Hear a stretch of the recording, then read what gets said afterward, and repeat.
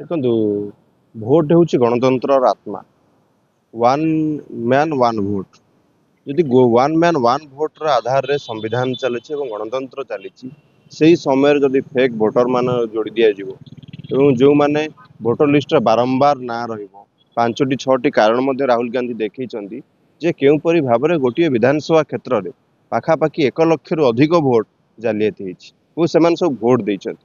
ତେଣୁ one man one vote ବଦଳରେ ଯଦି ଅଧିକ ଭୋଟ ଆସିବ, ୱାନ୍ ମ୍ୟାନ୍ ଇନଫାନାଇଟ୍ ଭୋଟ ଆସିବ, ତାହେଲେ କୋଉଠି ନା କୋଉଠି ଗଣତନ୍ତ୍ରକୁ ରକ୍ଷା କରିବା ପାଇଁ, ସମ୍ବିଧାନକୁ ରକ୍ଷା କରିବା ପାଇଁ ରାହୁଲ ଗାନ୍ଧୀ ଯେଉଁ ଭୋଟ ଚୋରିର ଅଭିଯାନ ଆରମ୍ଭ କରିଛନ୍ତି ତାକୁ ଆଜି ଭାରତବାସୀ ଗ୍ରହଣ କରିଛନ୍ତି। ଆପଣ ବୁଦ୍ଧିଜୀବୀ ମଣ୍ଡଳୀ ଯାଆନ୍ତୁ, ଯୁବ ଛାତ୍ରମାନଙ୍କ ପାଖକୁ ଯାଆନ୍ତୁ, ସମସ୍ତଙ୍କ ମନରେ ସଂଶୟ ଅଛି ଯେ ଇଲେକ୍ସନ କମିଶନ ଯେଉଁପରି ଭାବରେ ନିରପେକ୍ଷ ଭାବେ କାମ କରିବା କଥା ହୁଏତ ତାହା କରୁନାହିଁ। କାରଣ ହେଉଛି ଯେ ପୂର୍ବରୁ ଚିଫ୍ ଇଲେକ୍ସନ କମିଶନ ଆପଏଣ୍ଟମେଣ୍ଟ ଯେଉଁ ହେଉଥିଲା ସେଥିରେ ଚିଫ୍ ଜଷ୍ଟିସ୍ ଅଫ୍ ଇଣ୍ଡିଆ ରହୁଥିଲେ, ପ୍ରାଇମ୍ ମିନିଷ୍ଟର ରହୁଥିଲେ ଏବଂ ଅପୋଜିସନ ଲିଡର ରହୁଥିଲେ। କିନ୍ତୁ ମୋଦି ସରକାର ତରବରିଆ ଭାବରେ ଚିଫ୍ ଇଲେକ୍ସନ ଆପଏଣ୍ଟମେଣ୍ଟର ଯେଉଁ ବିଲ୍ଟି ଆଣିଲା ସେଥିରୁ ଚିଫ୍ ଜଷ୍ଟିସ୍ ଅଫ୍ ଇଣ୍ଡିଆକୁ କାଢ଼ି ଦିଆଗଲା ଏବଂ ତାଙ୍କ ବଦଳରେ ପ୍ରାଇମ୍ ମିନିଷ୍ଟର ତାଙ୍କର ଜଣେ କ୍ୟାବିନେଟ୍ କଲିଗକୁ ରଖିବେ ଚିଫ୍ ମିନିଷ୍ଟର ଆପଏଣ୍ଟମେଣ୍ଟ କିଏ ହେବ। ଏଥିରୁ ସ୍ପଷ୍ଟ ବାରି ହେଇଯାଉଥିଲା ଯେ ପ୍ରାଇମ୍ ମିନିଷ୍ଟର ଏବଂ ତାଙ୍କ କ୍ୟାବିନେଟ୍ ମିନିଷ୍ଟର 2 ଜଣ ମିଶିଗଲେ ଯାହାକୁ ଚାହିଁବେ ସେ ହେଇଯିବ ଚିଫ୍ ଇଲେକ୍ସନ କମିଶନ। ତେଣୁ ସେଇ ଆଧାରରେ କାର୍ଯ୍ୟକ୍ରମ ଚାଲିଛି। ବିଭିନ୍ନ ରାଜ୍ୟରେ ଆପଣମାନେ ଦେଖନ୍ତୁ ଯେତେବେଳେ ବିଧାନସଭା ନିର୍ବାଚନ ହେଉଛି ଓ ଲୋକସଭା ନିର୍ବାଚନ ହେଉଛି, ସେ ସମୟରେ ଭୋଟର ଅନ୍ତରଟା ବହୁ ଗୁଣା ବୃଦ୍ଧି ପାଇଯାଉଛି। ତେଣୁ ଏଥିରୁ ସଂଶୟ ସୃଷ୍ଟି ହେଇଥିଲା ମହାରାଷ୍ଟ୍ରରେ, ଆମର ହରିୟାଣାରେ, ଏଥିରେ ସ୍ପଷ୍ଟ ପ୍ରମାଣିତ ହେଇଯାଉଥିଲା ଏବଂ ବିଜୁ ଜନତା ଦଳ ମଧ୍ୟ ଅଭିଯୋଗ କରୁଥିଲା ଯେ ଆମେ ଅଧିକ ସଂଖ୍ୟକ ଭୋଟ ପାଇଛୁ, ତଥାପି ଆମେ ଏଠି ଜିତି ପାରିନାହୁଁ। ବହୁତ ଗୁଡ଼େ କାରଣ ଦେଖେଇଥିଲା, ଆମେ କୋର୍ଟକୁ ଯିବୁ କହୁଥିଲା, ବିଭିନ୍ନ କଥା କହୁଥିଲା।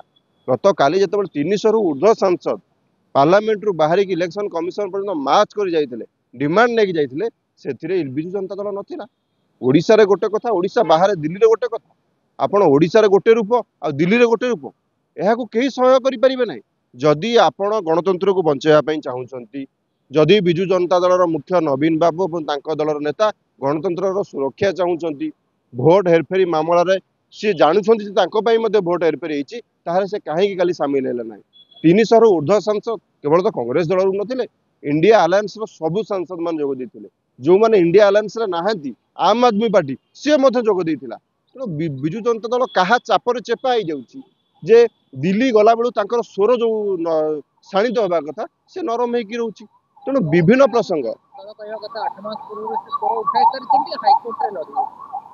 ଦେଖନ୍ତୁ, ସ୍ୱର ଉଠେଇବାକୁ କିଛି ମନା ନାହିଁ, କିନ୍ତୁ ଯେତେବେଳେ ଦେଶ ୟୁନାଇଟେଡ୍ ହେଇଛି, ଅପୋଜିସନ ୟୁନାଇଟେଡ୍ ହେଇଛି, ଗୋଟିଏ ନିର୍ଦ୍ଦିଷ୍ଟ ସଂସ୍ଥା ବିରୋଧରେ ବାରମ୍ବାର ଆଲିଗେସନ ଆସୁଛି, ଦିଲ୍ଲୀରେ ଏତେ ବଡ଼ ମାର୍ଚ୍ଚ ଆସୁଛି, ସେଇ ସମୟରୁ ଯଦି ଆପଣମାନେ ଦୂରେଇକି ରହିବେ, ତେଣୁ ଆପଣଙ୍କର ସାକ୍କୁ ନେଇ ପ୍ରଶ୍ନ ଉଠିବ। ଆପଣଙ୍କ ଭିତରେ ଗୋଟେ କଥା, ବାହାରେ ଗୋଟେ କଥା କହିଲେ ଚଳିବ ନା? ଆପଣ କେସ୍ ଲଢ଼ିବା କଥା କହୁଛନ୍ତି, ସେ ଆଧାର କ'ଣ?